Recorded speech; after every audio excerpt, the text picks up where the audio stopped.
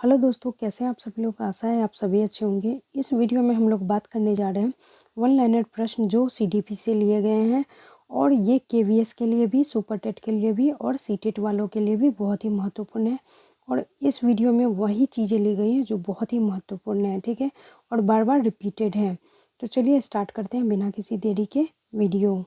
पहला प्रश्न है हम लोगों का, स्कीमा सिद्धांत किसने दिया है? तो जिन पियाजे ने दिया है। कोहलट किस संप्रदाय के समर्थक है? तो वह है संज्ञानवादी। वह कौन सी अवस्था है जब तार्किक रूप से वस्तु एवं घटनाओं के विषय में चिंतन प्रारंभ करना बच्चा शुरू कर देता है? तो वो हो जाता है 7 से 11 वर्ष की जो अवस्था होती है, जो जिन पियाजे ने बताया मूर्त संक्रियात्मक अवस्था, वही होती है। अगला क्वेश्चन है, वह कौन सी जगह जहाँ बच्चे के संज्ञानात्मक विकास को सबसे बेहतर तरीके से परिभाषित किया जा सकता है? तो वो हो जाएगा, क्या हो जाएगा, विद्यालय एवं कक्षा। बच्चे दुनिया के बारे में अपनी समझ का सृजन करते हैं। यह श्रेय किनका है? तो ये श्रेय है जिन पियाजे का, ठीक है। अगला क्वेश्चन है, आकलन और उपयोगी और रोचक प्रक्रिया बनाने के लिए किसके प्रति सचेत होना चाहिए? तो किसके प्रति सचेत होना चाहिए? शैक्षिक और शैक्षिक क्षेत्रों के विद्यार्थियों के सीखने के बारे में जानकारी प्राप्त करने के विविध तरीकों के बारे में सचेत होना चाहिए। शिशु अपने एवं संसार के बारे में अधिकांश बातें खेल के माध्यम से सीखता है। यह कथन किनका है? तो स्ट्रेंग का है, याद रखिएगा। अगला है, विकास कभी न समाप्त होने वाली प्रक्रिया है। यह कथन किनका, मतलब किससे संबंधित है? तो ये है निरंतरता के विकास के सिद्धांत से संबंधित है। अगला प्रश्न है बच्चे विकास की 4 विशिष्ट अवस्थाओं के पहचान किस विद्वान द्वारा हुई है? तो वो हुआ है जिन पियाजे के द्वारा। परिवार एक साधन है। कौन सी साधन है? अनौपचारिक साधन है। मनोसामाजिक विकास का सिद्धांत किसने दिया है? एरिक्सन ने दिया। देखिए, मनोसामाजिक विकास का सिद्धांत एरिक्सन ने दिया है, लेकिन सामाजिक विकास का सिद्धांत वाइगोत्स्की ने दिया है। फिर समायोजन की अवस्था कौन सी अवस्था होती है? तो ये शैशवावस्था ही हो जाती है। फिर वर्तमान में विद्यालय जाने की उम्र क्या की गई है? निर्धारित 3 वर्ष। औपचारिक शिक्षा प्रारंभ होने की उम्र होती है 6 वर्ष। अगला क्वेश्चन है, देखिए, औपचारिक शिक्षा क्या होता है? तो स्कूल में जो दी जाने वाली शिक्षा होती है वो औपचारिक शिक्षा होती है। और अनौपचारिक शिक्षा किसे कहते हैं? जो घर द्वारा दिए जाते हैं, रिश्तेदार द्वारा दिए जाते हैं, और इसके अंतर्गत आंगनबाड़ी को भी रखा गया है। फिर समाजीकरण की क्रिया कब तक चलती है? तो ये जीवन भर तक चलते रहती है। बालक कितने माह में अपनी माता को पहचानता है? 3 माह में। शर्म की अवस्था हो जाती है शैशवावस्था। अगला प्रश्न है, आपस में झगड़े की भावना कौन सी अवस्था में होती है? तो वो होती है बाल अवस्था। शिशु के मस्तिष्क का वजन 350 ग्राम और वयस्क का मस्तिष्क का वजन 1400 ग्राम। अगला प्रश्न है, 2 बार आने वाले दांतों की संख्या होती है? तो ये होते हैं 20। कितने होते हैं? 20। 2 बार जो दांत आती हैं वो कितनी संख्या में आती हैं? 20। मनुष्य एक सामाजिक प्राणी है, किनका कथन है? अरस्तु का कथन है। बालक में सामाजिकरण का प्रारंभ किस अवस्था में होता है? तो शैशवावस्था में ही प्रारंभ ये हो जाता है। बालक का समाजीकरण किस अवस्था में पूर्ण हो जाता है? तो वो किशोरावस्था में पूर्ण हो जाता है। बालक के गिरोह की अवस्था किसको कहा गया है? तो बाल्य अवस्था को कहा गया है। बालक में नकारात्मक सोच किस अवस्था में उत्पन्न होती है? तो वो किशोरावस्था में उत्पन्न हो जाती है। देखिए, सामाजिक अधिगम का सिद्धांत किसने दिया है? तो बंडूरा और बाल्टर ने दिया है। ऊपर में मैंने क्या कहा था कि मनोसामाजिक सिद्धांत दिया है एरिक्सन ने, जबकि सामाजिक विकास का सिद्धांत दिया है वाइगोत्स्की ने। यहाँ है सामाजिक अधिगम का सिद्धांत, तो ये दिए हैं बंडूरा और बंटर, ठीक है। ये देखिए रिपीटेड है। अगला प्रश्न है, ये भी रिपीटेड है। अगला प्रश्न है, अनुकरण की अवस्था होती है? तो वो शैशवावस्था होती है। स्वप्रेम की अवस्था भी वही अवस्था होती है। सामाजिकता को मापने की कौन सी विधि है? तो वो है सोशियोमेट्री। वाइनलैंड सोशियोमेट्री स्केल का निर्माण किसने किया था? तो ये किए थे एडलर किए थे, ठीक है। फिर 1 वर्ष में बालक का वजन जन्म के समय होता है तिगुना। 1 वर्ष में बालक का जो जन्म का समय हो जाता है वो 1 वर्ष में क्या हो जाता है? तिगुना हो जाता है। 6 माह में बालक का वजन कितना हो जाता है? 6 माह में बालक का वजन 2 गुना। जन्म के समय बालक की लंबाई तकरीबन 20 इंच होती है। फिर है, एक शिक्षक विद्यार्थी में सामाजिक मूल्यों को विकसित किस तरह से कर सकता है? तो आदर्श रूप से बर्ताव कर विद्यार्थियों में सामाजिक मूल्यों को वो विकसित कर सकता है। फिर है, शिक्षा का बर्ताव किस तरह होना चाहिए? शिक्षा का बर्ताव कैसे होना चाहिए? आदर्शवादी होना चाहिए। यहाँ पे शिक्षक होगा, शिक्षा लिखा गया है। शिक्षक का बर्ताव किस तरह होना चाहिए? तो आदर्शवादी होना चाहिए। किस अवस्था में बच्चे अपने समकक्षी वर्ग के सक्रिय सदस्य बनते हैं? तो वो हो जाता है किशोरावस्था। अगला प्रश्न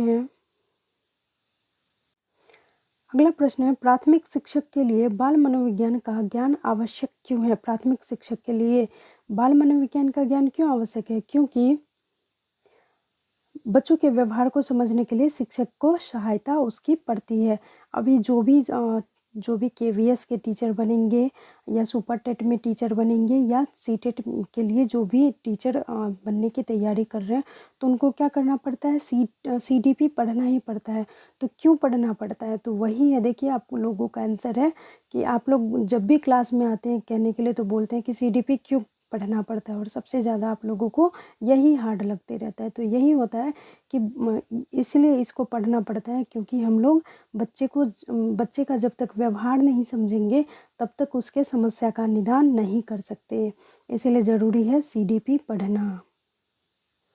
फिर बुनियादी स्तर पर मातृभाषा में शिक्षा देना क्यों बेहतर है? तो मातृभाषा में शिक्षा देना इसलिए बेहतर है क्योंकि प्राकृतिक वातावरण में बच्चों को क्या होता है, सीखने में बहुत ज़्यादा सहायता मिलती है। फिर एक खिलौने की आयु की अवस्था होती है, तो ये पूर्व बाल्यावस्था होती है। ठीक है, जिन इच्छाओं की पूर्ति नहीं होती उनका भंडारण गृह कौन सा है? तो वो इदम होता है। और इदम इस हिसाब का कौन दिए हैं? मनोविश्लेषणात्मक जनक है जो फ्राइड है, उन्होंने ये दिया है। छात्र केंद्रित शिक्षण का आशय किससे है? तो छात्र केंद्रित शिक्षण का आशय है प्रत्येक छात्र की आवश्यकता को ध्यान में रखने के लिए। शिक्षा की खेल विधि का अर्थ क्या है? तो खेल क्रियाओं द्वारा शिक्षा प्रदान करना। प्रयोजनवाद ने किसे जन्म दिया? प्रयोजनवाद ने किसे जन्म दिया है? तो प्रोजेक्ट विधि को जन्म दिया है। और याद रखिएगा, प्रयोजन विधि को ही प्रोजेक्ट विधि कहा गया है। वो कौन सी विधि है जिसमें पहले उदाहरण बताया जाता है बाद में नियम बताए जाते हैं? तो वो होती है आगमन विधि। वो कौन सी विधि है जिसमें पहले नियम बताया जाता है बाद में उदाहरण बताए जाते हैं? वो है निगमन विधि। देखो, सुनो और समझो किस विधि पर आधारित है? तो ये है प्रदर्शन विधि, याद रख लीजिएगा। फिर है देखो, सुनो और बोलो किस विधि पर आधारित है? प्रयोगात्मक विधि या प्रदर्शन विधि, दोनों एक ही है। किस विधि के शिक्षण सूत्र का प्रयोग होता है? किस विधि में शिक्षण सूत्र का प्रयोग होता है? तो वो होता है आगमन विधि में।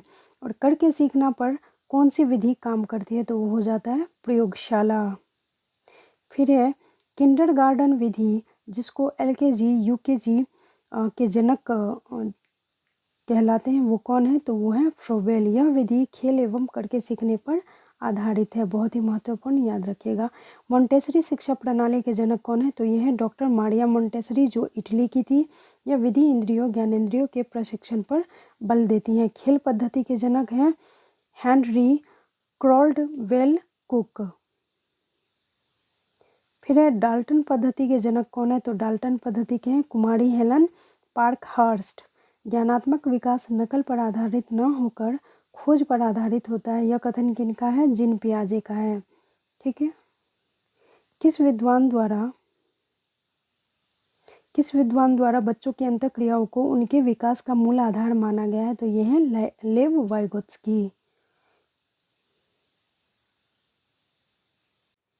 अगला प्रश्न है किस विद्वान ने नैतिक विकास की अवस्था में सिद्धांत का प्रतिपादन किया है? तो नैतिक विकास का सिद्धांत दिए हैं कोहलबर्ग। पियाजे के अनुसार बच्चा किस अवस्था में अपने परिवेश की वस्तुओं को पहचानने एवं उनमें विभेद करने लगता है? तो वो है पूर्व संक्रियात्मक अवस्था। पियाजे ने किसी बच्चे के विचार में नए विचार के समावेश हो जाने को क्या कहा है? सात्मीकरण या आत्मीकरण, दोनों एक ही चीजें हैं। बच्चों में आधारहीन आत्मचेतना का संबंध उसके विकास की किस अवस्था से संबंधित है? तो वो है किशोरावस्था। फिर बच्चे के विकास से संबंधित निर्माण एवं खोज का सिद्धांत किसने दिया है? तो ये जीन पियाजे हो गए। लोरेन कोहल वर्ग द्वारा प्रतिपादित नैतिक विकास के सिद्धांत के अनुसार पूर्व नैतिक अवस्था की अवधि क्या होती है? तो ये होती है जन्म से 2 वर्ष। फिर है बुद्धि का पदानुकृत संरचना का सिद्धांत किसने दिया है? तो ये दिए हैं फिलिप बर्नर। फिर है बुद्धि का एकीकृत संरचना का सिद्धांत किसने दिए हैं? J P Guilford. अब देखिए विशिष्ट बालकों में कौन कौन से बालक आते हैं? देखिए विशिष्ट बालकों में जो बच्चे आते हैं, प्रतिभाशाली भी बच्चे आते हैं, इस पे वीडियो बन चुका है। प्रतिभाशाली बच्चे भी आते हैं, पिछड़े बालक भी आते हैं, गूंगा बहरा अंधा भी आता है, सृजनशील बालक भी आता है और संवेगात्मक दृष्टि से पिछड़े बालक भी आते हैं। ठीक है, लेकिन विकलांग बालक विशिष्ट बालकों के श्रेणी में नहीं आते हैं। इस पे अच्छा खासा वीडियो बना है, देख लीजिएगा। समावेशी शिक्षा क्या है, इस पे भी अच्छे से वीडियो बना है, इसको भी देख लीजिएगा। विशिष्ट बालकों के लिए बनाई गई नई शिक्षा प्रणाली समावेशी शिक्षा है। प्रतिभाशाली बालक किसे कहते हैं? तो जिसका IQ केवल 110 से अधिक होता है वो प्रतिभाशाली बालक होते हैं, और जिसका 90 से कम होता है वो पिछड़ा बालक होता है, और जिसका 90 से 110 के मध्य होता है वो सामान्य बालक होता है। तो दोस्तों ये कुछ थी CDP की 1 लाइनर प्रश्न। मिलते हैं अगले वीडियो में। 1 लाइनर प्रश्न बनते रहेगा, जैसे हिंदी का भी बनेगा, EVS का भी बनेगा। धीरे धीरे सभी जितने भी सब्जेक्ट हैं सभी पे बनेगा, और बाद बाकी चैप्टर वाइज क्लासेज चलती ही रहेंगी KVS की और सुपर टेट की। चलिए मिलते हैं अगले वीडियो में, तब तक के लिए अच्छे से पढ़िए, तैयारी कीजिए। धन्यवाद।